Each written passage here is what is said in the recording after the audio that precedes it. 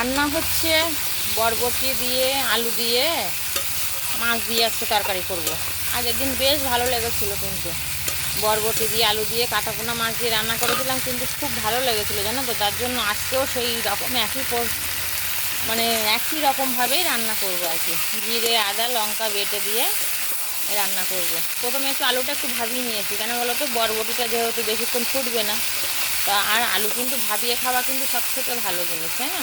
তো দেখো বরবটি আলুটা বেশ সুন্দর করে তেলে পেঁয়াজ লঙ্কা দিয়ে ভেজে নিচ্ছি। এদিকে আছে কাটাপোনা মাছের 4 পিস, লেজা দেখার থেকে মিলিয়ে 4 পিস মাছ আছে এটার মধ্যে হচ্ছে শিলে বাটা মশলা আছে। কাঠের জালে বেশ সুন্দর করে কষিয়ে কষিয়ে রান্নাটা সেরে নেবে সুন্দর করে।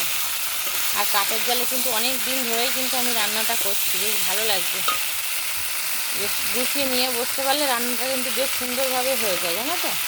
তার জন্য এখন কাঠের জালে রান্না করতে। তো চলো পরে দেখা হচ্ছে আবার, বাই বাই।